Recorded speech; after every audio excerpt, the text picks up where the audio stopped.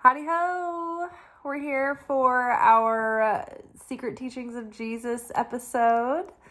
This is our Saturday night secret sermon where we are delving into the Gnostic Gospels and studying them together.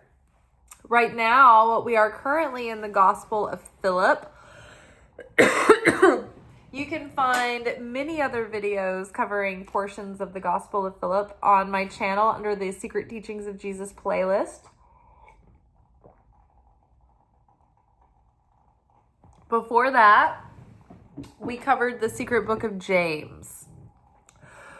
So the Gospel of Philip, excuse me, has been like this book of isolated portions of cryptic text that are meant to be meditated on, mulled over, thought about. You know, they plant their seed and then they come forth within us. But also when these were found in antiquity, they weren't sure of the context. They weren't sure if these were like the writer's notes or if they were just like these morsels of thoughts or these like small, but complete thoughts, and that was it. They weren't quite sure what it is. But to me, it does feel like these are all sort of like complete separate thoughts that are references to other things, other teachings that Jesus had and other things in the Bible. And it feels like to me, this author was just sort of having like revelations about these particular subjects.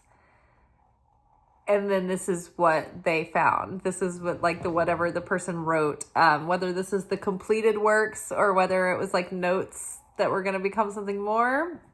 We're not quite sure.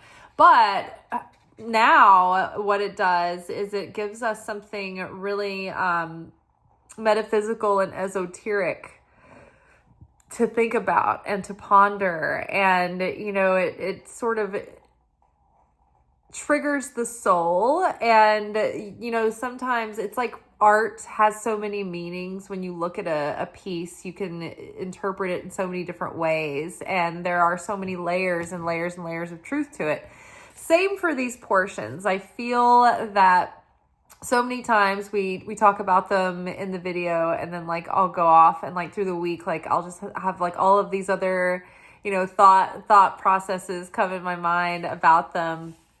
So yeah, I think that's what they're designed to do. I think they're living words and they plant seeds and that grow insight. Okay. So, and the reason this all started, I just really wanted to read the Gnostic Gospels and some of the lost Gospels that weren't included in the Bible. And I was like, I don't know when I'm ever going to get around to doing this. And so I thought it'd be great to make a weekly segment where I read them for us all together. And we learn them all at the same time. So basically I come in from work, I pick out a passage that's sort of speaking to me, and then I start the camera, we read through a couple of times together, and then I give you the downloads that I'm getting. All right, so let's do it. So this week's portion is called Hidden Parts. So it's pretty straightforward piece, I think. It's not too esoteric. So hidden parts. As long as their insides are hidden, most beings in the world are alive and well. If their insides are exposed, they die, as is clear by the example of the visible part of a person. As long as a person's intestines are hidden, the person is alive. If the intestines are exposed and come out, the person dies. Likewise, while its root is hidden, the tree sprouts and grows. If its root is exposed, the tree withers. So it is with all things produced in the world, not only the visible, but also the hidden. As long as the root of evil is hidden, it is strong.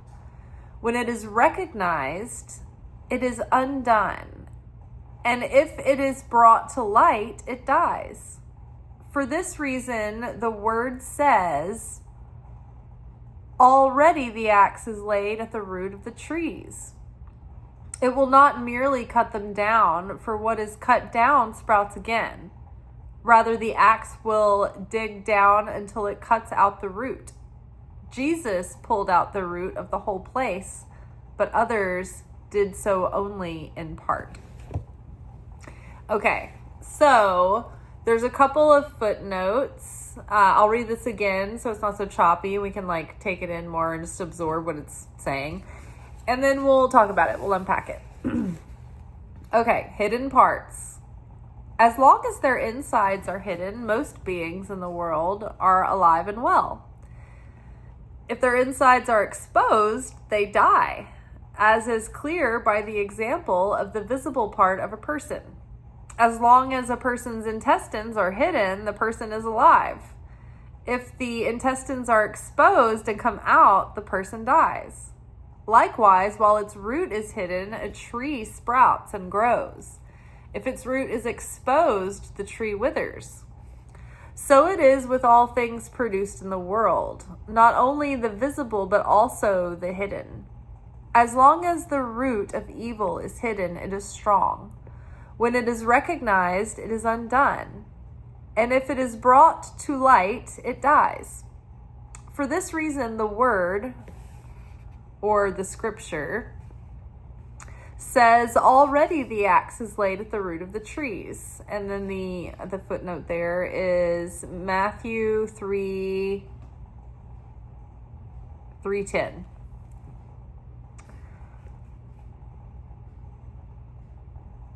When it is recognized, it is undone, and if it's brought into light, it dies. For this reason, the word says, already the axe is laid at the root of the trees.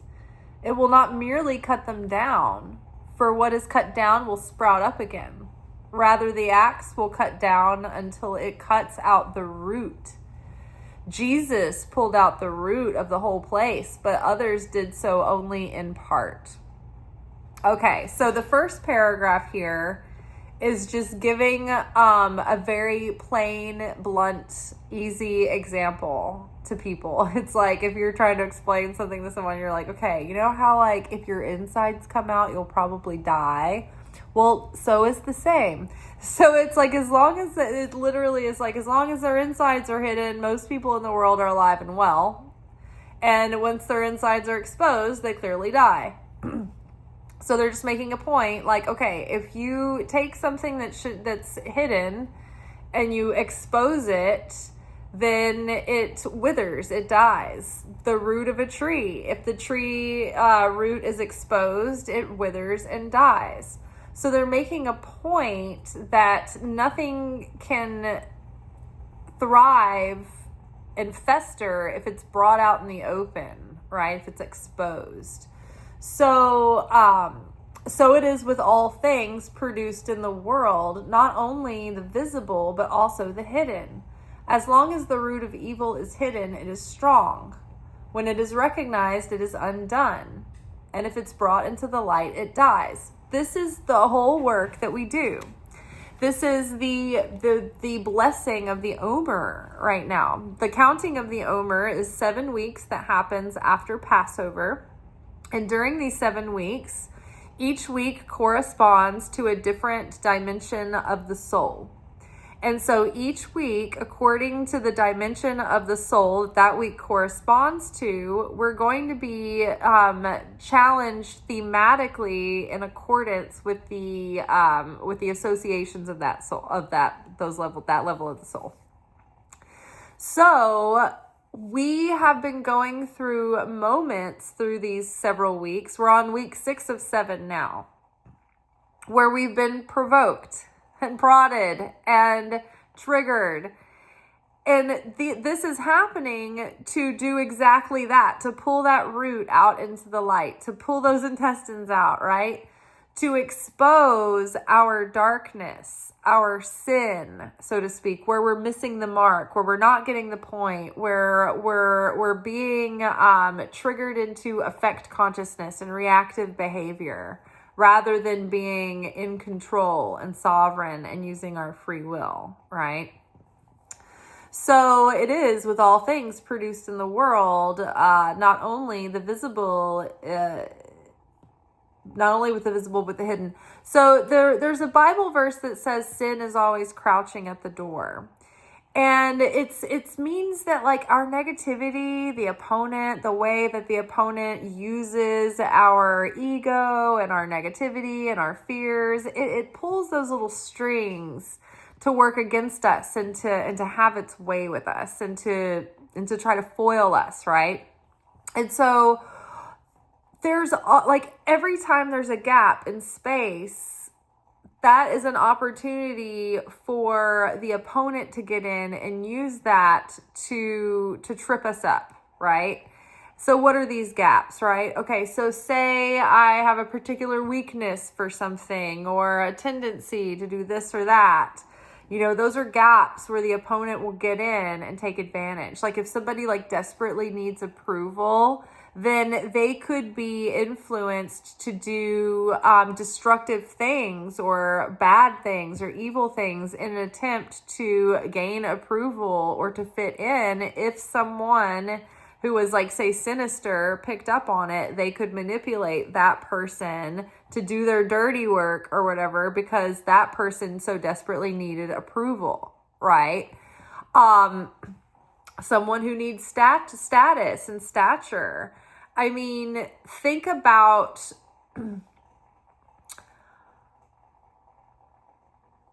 like the political climate right now. Like, and there are people that are not agreeing with what's going on, but they've gone along with it because they're in those circles and they're in that world and they need approval. And then that's how they get everybody else on the bandwagon too, from the top down, from like the person out in the rural place who's never met any of these people in their life.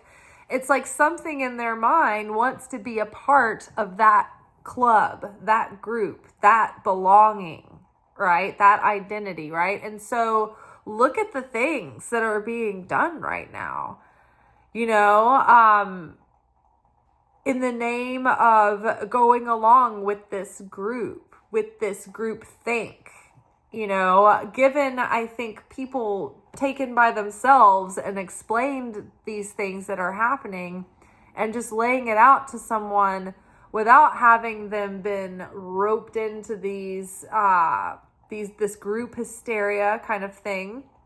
I don't think that they would agree necessarily in most cases. But people get caught up in mob mentality, right? So those are gaps.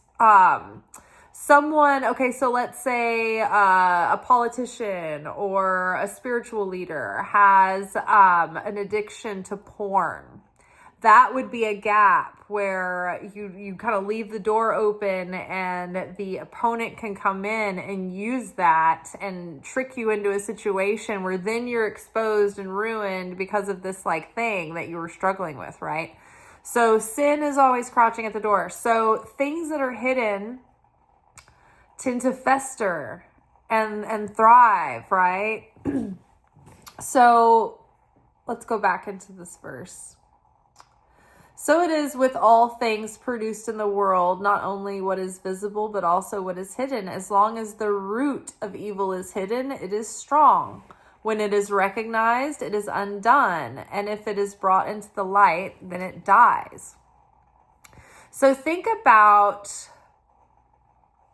okay, so we talked about the gap, right? It's like things that you're really needy for. Or if you have an underlying desperation about something, like those things leave you vulnerable to evil and to traps and to manipulation, right? And to be controlled by something, right? So that's that idea that I wanted to get out. Now, jumping around a little bit. So the root being hidden. Think about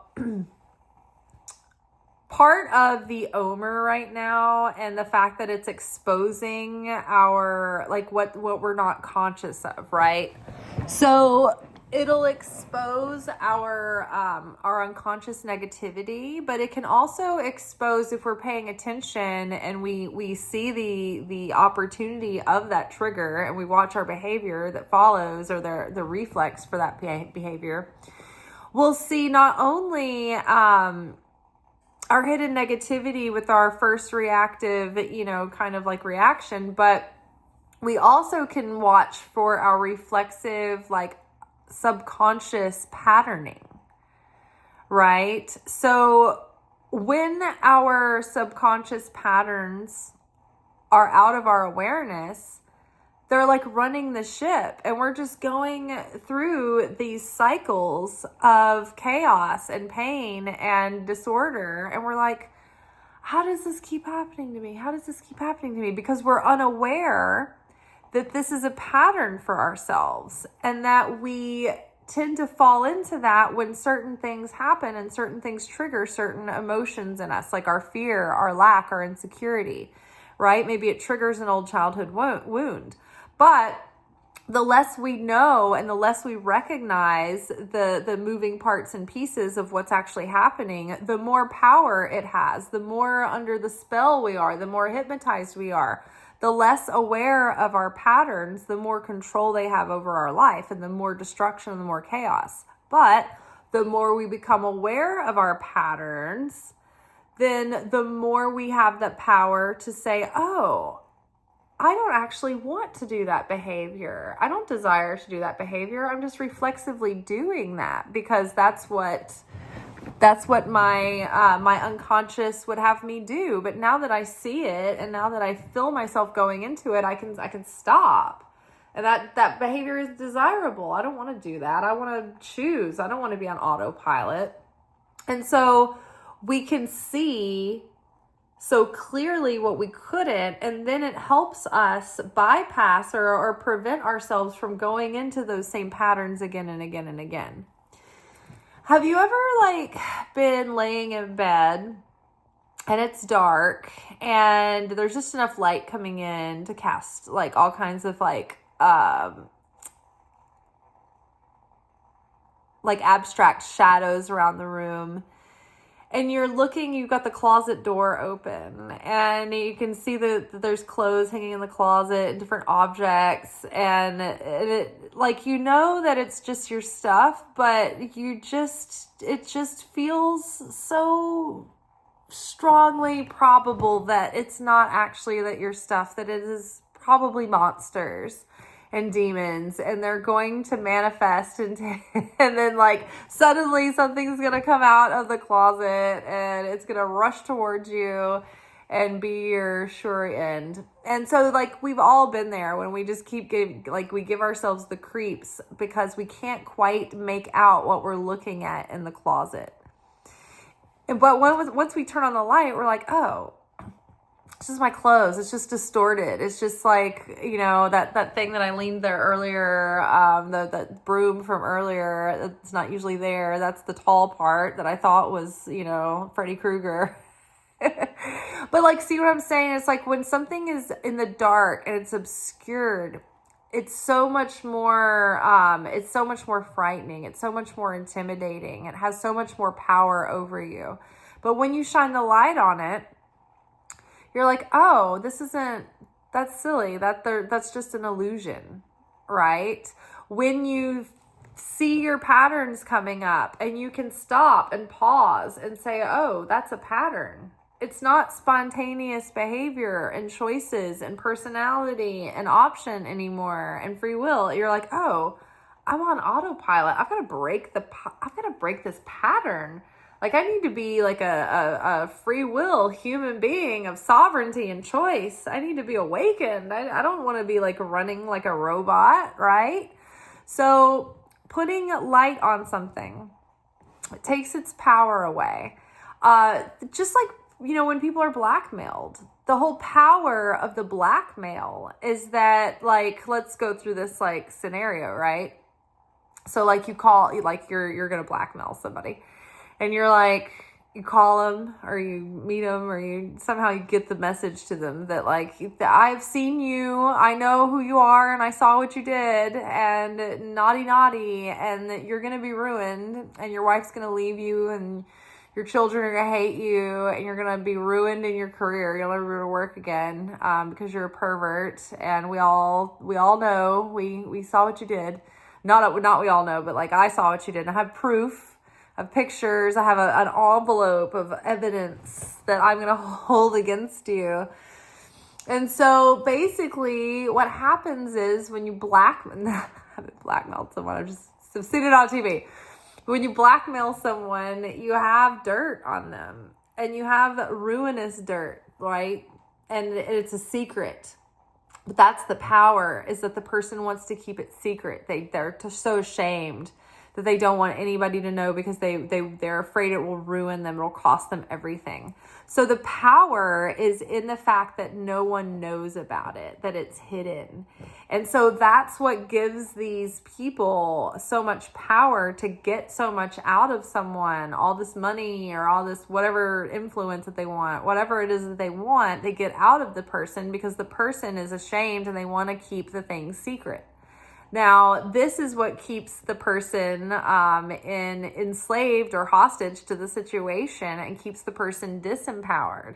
But if they could just own the thing, expose themselves, or take a chance, then they're free from the blackmail.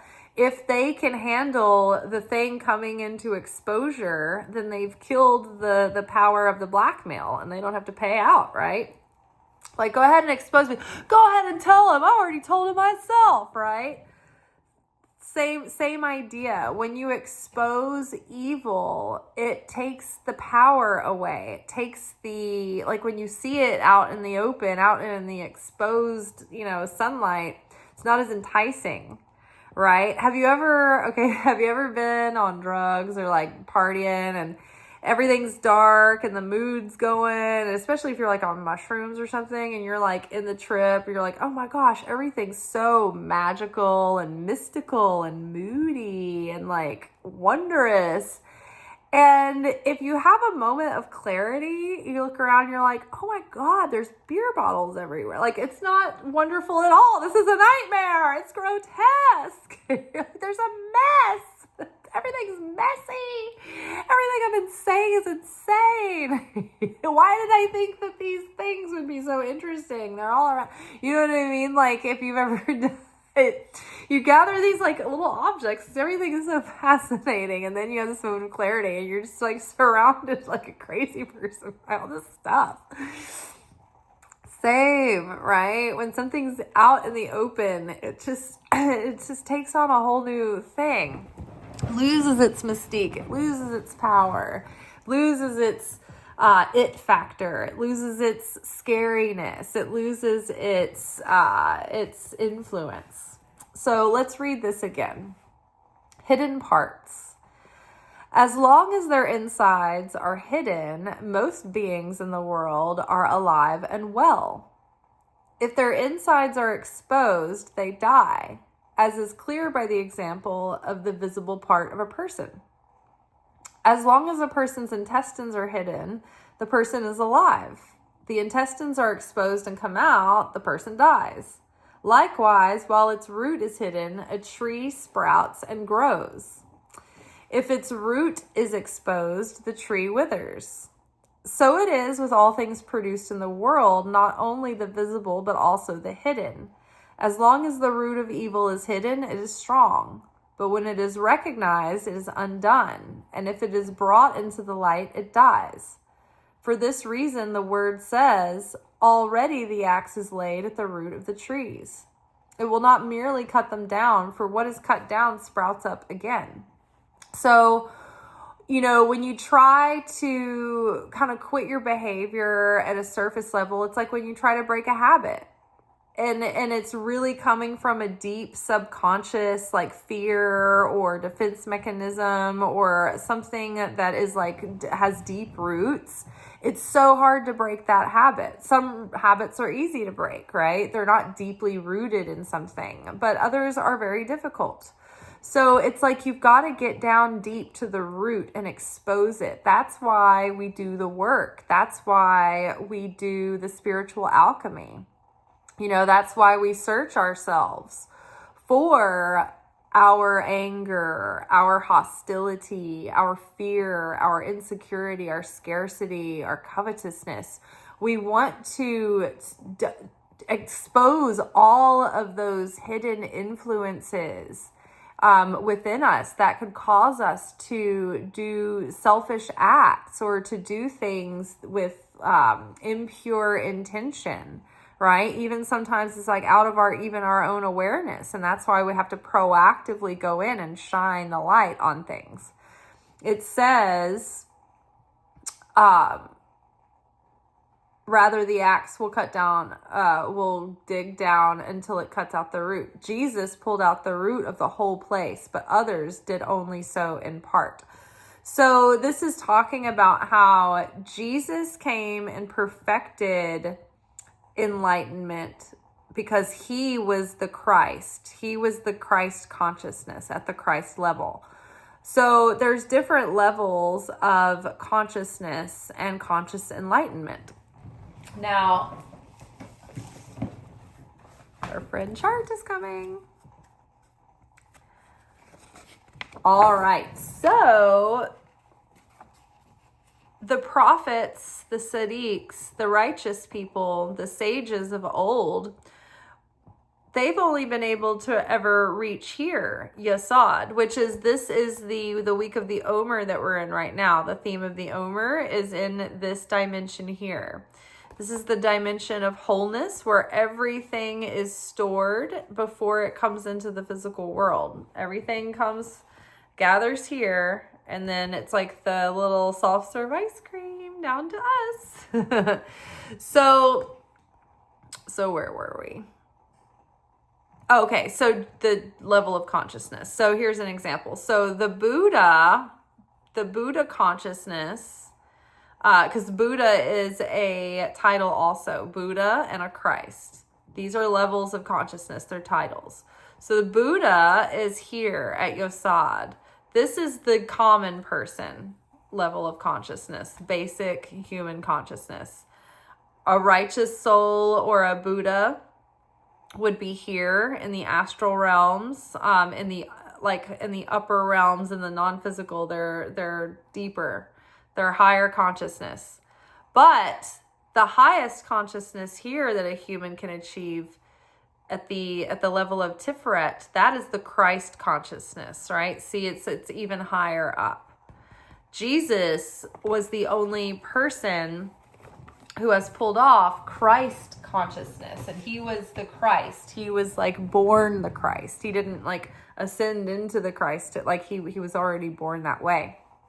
So other prophets that came that were nobody has gotten that high. So they've revealed different levels of wisdom and understanding about the Torah, about life, about the cosmos, about creation, about change, about becoming more like the Creator. But it was Christ, Jesus, who perfected that fully and took it even further, right? Each prophet, each sage, they've had their own personal insights, and maybe they've had a particular corner of the essence of it all that they've been experts, an expert at, or had their particular connection with. But Jesus was the whole package, right? He was the complete full perfection of the consciousness of God come in human form. Everyone else, they had steps along the way. They brought people to that stage of humanity that we needed to be in. They sort of activated a new level of consciousness for the people that they influenced, right? It's almost like banging a gong at or a tuning fork, right? It kind of causes everything else to resonate and change and go up an octave to match that. So when Jesus came, he raised the octave of the planet so much higher than it was. So each sage brought some truth and some illumination, and they exposed some evil and some darkness, and they changed some darkness, and they pushed the needle. They tipped the scales for us. But Jesus did the whole thing, and he died for the sins of the world. He gave himself as the ultimate sacrifice. Cosmically and metaphysically and esoterically speaking, so much was happening in that. I mean, the perfection of him, the perfection of the lamb that has to be sacrificed. It was like he was the perfect human being, the Christed being. He was always going to come here and die. That was the whole point. And he had to volunteer himself. He says, because I gave my life freely, I can also pick it up freely. So again, Jesus completely exposed evil, and the Christ message that fully saves the soul of humanity, whereas the other prophets, they can bring us so far, but it's not the same as the being Christed in the Christ level. Okay, so as long as their insides are hidden, most people in the world are alive and well. If their insides are exposed, they die, as is clear by the example of the visible part of a person. As long as a person's intestines are hidden, the person is alive. If the intestines are exposed and come out, the person dies. Likewise, while its root is hidden, the tree sprouts and grows. If its root is exposed, the tree withers. Now we're thinking about the idea that something that is hidden has more power than when it is exposed. Now this is true for, say, when you want to manifest something. You don't want to talk about it a lot, because once you expose it to the light, it's like it starts being, for one thing, exposed to other people's evil eye and their expectations, but it starts to drain the energy out of the thing. When you keep something secret until it's got legs, it keeps the thing, there's so much more potency in it. And when I learned that, I started noticing it too. When I would get excited about something and talk about it early on, it would take the power out of the thing. And then it would be oh, I feel like I've diffused this by talking about it prematurely. So loose lips sink ships. It's better if you have a desire or a manifestation or something that you're attempting to create or do or pull off, that you don't say anything about it. Just keep it quiet until everything's more underway, right? Because there's something about the power of the gathering of the anticipation around it, and not having that relief of letting that tension go, of speaking about it, right? So yes, protecting something by hiding it as well. And then when you think about it too, for instance, the Torah, when it's not being read, for instance, during rituals Rosh Hashanah or Passover or whatever, when they bring out the Torah, it's been hidden and it's been covered and it's been put in a cabinet, and it's got coverings, sacred coverings on it, and different silver pieces and things to keep it hidden. And that keeps the power within the Torah. The most unknowable and unfathomable part of God is talked about in terms of the unknowable or the innermost hidden, and those things will never be something that we can fully grasp or fully see, because they are the ultimate power, and they cannot be held or fathomed by us. All right, let's read this one more time and then we're out. Okay, hidden parts. As long as their insides are hidden, most beings in the world are alive and well. If their insides are exposed, they die, as is clear by the example of the visible part of a person. As long as a person's intestines are hidden, the person is alive. If the intestines are exposed and come out, the person dies. Likewise, while its root is hidden, the tree sprouts and grows. If its root is exposed, the tree withers. So it is with all things produced in the world, not only the visible, but also the hidden. As long as the root of evil is hidden, it is strong. When it is recognized, it is undone. And if it is brought into the light, it dies. So again, we're always looking for those unconscious parts of ourselves that become reactive.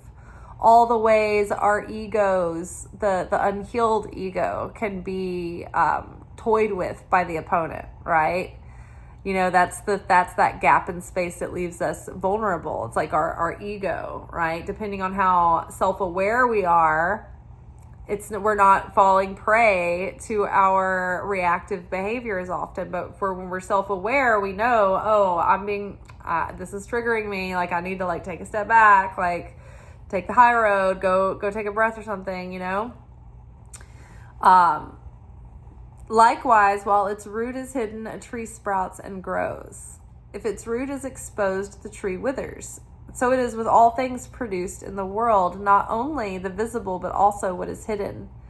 As long as the root of evil is hidden, it is strong. When it is recognized, it is undone. And if it is brought to light, it dies. For this reason, the word says, already the axe is laid at the root of the trees. It will not merely cut them down, for what is cut down sprouts up again. Rather, the axe will dig down until it cuts out the root. Jesus pulled out the root of the whole place, but others did only so in part. Yeah, and it's like if we try to stop doing bad behavior or bad negativity, like if you try to stop being jealous or covetous, or if you try to stop doing evil tongue and try to stop saying bad things that could have negative effects on people, it's like just trying to do that thing just for the sake of trying to stop doing it. Like sometimes it's hard to break those habits. But the more that you understand about why, like the consequences, the negative consequences of doing those actions, the more that you realize the negativity behind it and the downside of it, the more you're like, oh, this is not desirable at all, right? Same too for the more you understand the benefit behind something, the more positive it can affect you. Like for instance, during any of the high holy holidays or the cosmic windows of time that are open, where we can connect to the light, when we do the little physical rituals, that is like kind of the minimum. It gives like that, you know, the eye of the needle opening for the Creator to come in and use that opportunity to reveal the light, to reveal the miracles to us. But the more that we understand behind the ritual of what we're doing and why we're doing what we're doing and what that thing does, that imbues and infuses that with power, with strength.